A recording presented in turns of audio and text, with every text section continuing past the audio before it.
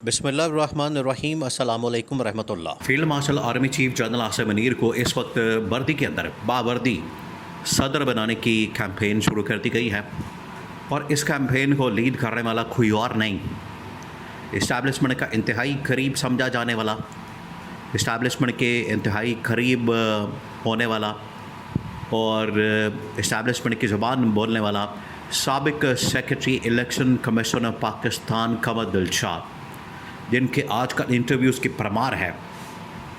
ہر جگہ پر ان کا انٹرویو چل رہا ہے، ہر جگہ پر ان کو پلانٹ کیا جاتا ہے، ہر شو کے اندر ان کو بلایا جاتا ہے۔ مقصد کیا ہوتا ہے؟ دیکھیں، آپ نے اس کے پیچھے جو ایجنڈا ہے، اس کے پیچھے جو کہانی ہے، اور ملک کے اندر ایک بہت ہی بڑے لیول کے اوپر جو تبدیلی آ رہی ہے، اس کو سمجھنا ہے۔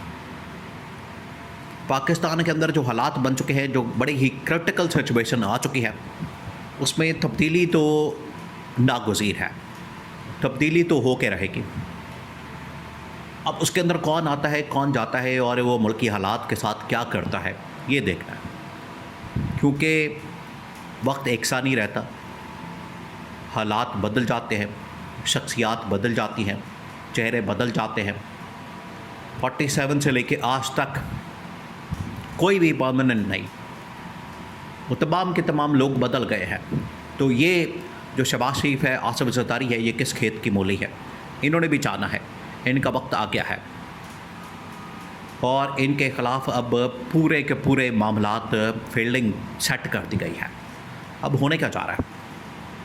ایک تو بہت ہی زبردست جو تجزیہ ہے حامد میر نے کیا، اس کے علاوہ دو اور بڑے بڑے صحافیوں نے کیا، سہیل وڑائچ نے، اس کے علاوہ نجم سیٹھی نے، انہوں نے اس کے اوپر تجزیہ کیا کہ تبدیلی تو آ رہی ہے بہت بڑے لیول کے اوپر۔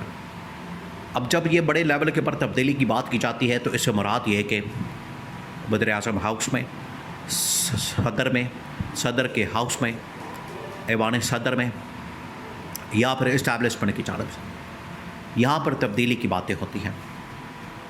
اس وقت دو بڑے ادارے نشانے پر ہیں، ریڈار پر ہیں، ٹارگٹ پر ہیں، ایک ہے وزارت عظمیٰ اور ایک ہے صدارت کا آفس، اور دونوں کی تبدیلی ہونے جا رہی۔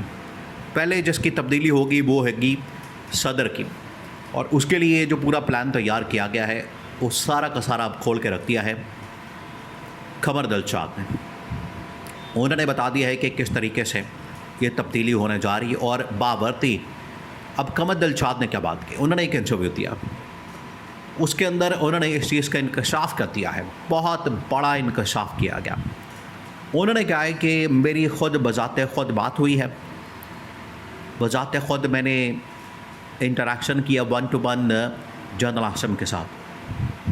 اب یہ قمر دلشاد کا انکشاف ہے۔ قمر دلشاد سابق سیکرٹری الیکشن کمیشن، آپ نے اس کو ذہن میں رکھنا، آپ نے اس بندے کو بالکل اپنا ذہن میں رکھتے ہوئے آگے کے معاملات کو سمجھنا۔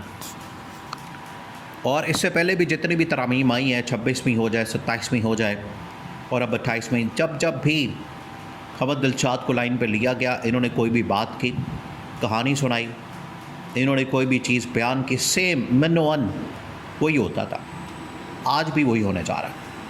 انہوں نے کہا کہ میری جنرل عاصم سے بات ہوئی ہے، 1 to 1 میں نے ان کے ساتھ ملاقات کی ہے، اور اس کے اندر میں نے کہا ہے کہ آپ صدر بن جائیں، اور وردی کے اندر صدر بنیں۔ اب آپ ذرا غور کریں اس بات کے اوپر۔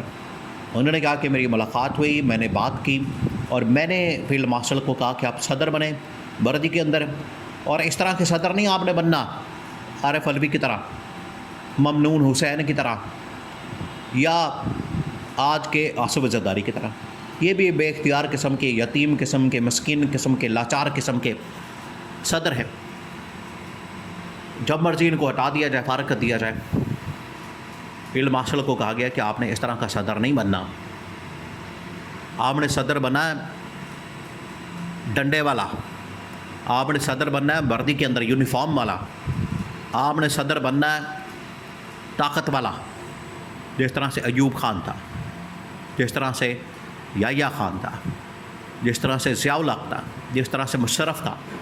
اس طرح کا صدر آپ نے بننا ہے، اور ڈنڈا چلانا ہے پھر آپ نے۔ اب یہ بات کون کر رہا ہے؟ قمر دلشاد کس کے ساتھ؟ جنرل عاصم کے ساتھ 1 to 1۔ آپ ذرا سوچتے جائیں کہ یہ ملاقات ہوتی ہے، اس کا انکشاف خمد دلشاد نے بذات خود کر دیا کہ میری جو ان کے ساتھ انٹریکشن ہوئی اس کے اندر یہ میں نے جنرل عاصم کے سامنے یہ معاملہ رکھا کہ آپ صدر بن جائیں۔ اب اس کے بعد اگلا سوال یہ ہونا چاہیے تھا کہ یہ ملاقات کب ہوئی، کس وقت ہوئی، اور آگے سے جواب، رپلائی، آنسر کیا تھا جنرل عاصم کا۔ لیکن اس کے اندر یہ بات امپلائڈ ہے، اس کے اندر یہ بات انڈرسٹوڈ ہے، دو چیزیں کہ ایک تو ملاقات یہ ریسنٹ ملاقات ہے جس کے بعد انہیں لانچ کیا گیا ہے، ان کو میدان میں اتارا گیا ہے، ان کو اس وقت لایا گیا ہے، اس کا مطلب ہے کہ یہ ملاقات ریسنٹ ملاقات ہوئی، نمبر 1۔ نمبر 2، اس کے اوپر انڈرسٹوڈ یہ بات ہے کہ اس کے اوپر اعتراض نہیں کیا گیا۔ اگر اعتراض نہیں کیا گیا اسی وجہ سے ان کو میڈیا کے اندر اتار دیا گیا۔ اگر اعتراض ہوتا، اس کو عمل درآمد نہ کرنا ہوتا، یہ منصوبہ ریجیکٹ کر دیا جاتا ہے جنرل عاصم کی جانب سے، تو کبھی بھی ان کو مارکیٹ کے اندر، میدان کے اندر، میڈیا کے اندر اس طرح سے لانچ نہ کیا جاتا۔ اگر لانچ کر دیا گیا، وہ میدان میں آ گئے ہیں، تو اس کا مطلب ہے کہ پھر گو ہیڈ ہے، گرین سگنل ہے، اور جنرل عاصم نے اس کے اوپر ہاں کر دی ہے۔ یہ بالکل کلیئر ہو گیا ہے کہ جنرل عاصم اب مشرف کی طرح طاقتور صدر بن کے آ رہے ہیں، اور ملک کے اندر صدارتی نظام کا پورا خاکہ تیار کیا جا رہا ہے، جس کے اندر نہ صرف نئی کابینہ ہوگی، نئی گورنمنٹ ہوگی، نئے لوگ ہوں گے، نئے گورننس ماڈل ہوگا، اور اس حوالے سے ایک GHQ نے، اسٹیبلشمنٹ نے ایک تھنک ٹینک بھی تیار کیا۔ اس تھنک ٹینک کے اندر یہ تمام باتیں کی گئی، اس کے اندر یہ تمام چیزیں ڈسکس کی گئی ہیں کہ کس طریقے سے آپ نے صوبوں کو مینج کرنا، کراچی کو اور ساتھ گوادر کو مینج کرنا، آپ نے کس طریقے سے ملک کے حالات کو بہتر کرنا، اکانومی کو بہتر کرنا، انٹرنیشنلی پاکستان کا امیج بہتر کرنا۔ اس کے اندر یہ تمام چیزیں رکھی گئی، بلدیاتی نظام، انتخابات، آگے صوبوں کے اندر مزید تقسیم کرنا، مزید صوبے بنانا، یہ تمام چیزیں۔ تو یہ پورے پلان کے ساتھ، اگر یہ پورا پلان ہے، منصوبہ ہے، تو وہ ظاہری بات ہے ایک کمزور قسم کا، یتیم قسم کا، مسکین قسم کا، لاچار قسم کا صدر نہیں کر سکتا جب تک اس کے پاس ڈنڈا نہیں ہوگا، ڈنڈے کی طاقت نہیں ہوگی، بزور طاقت، بزور بازو وہ کام نہیں کر سکے گا، اتنی دیر تک اس کا فائدہ نہیں ہونے والا۔ تو یہ اب طے ہو گیا کہ جنرل عاصم صدر بننے جا رہے ہیں، یونیفارم کے اندر، وردی کے اندر، ڈنڈے والے، اور وہ آ کے سب کو سیدھا کریں گے۔ نہ صرف اس کے اندر ملکی حالات، معاملات، بلکہ یہ جو اس وقت نون لیگ پیپلز پارٹی، ان کا بھی احتساب ہوگا، جو انہوں نے لوٹ مار کی ہے اور جو انہوں نے ملک کا بیڑا غرق کیا، اس چیز کا احتساب ہوگا۔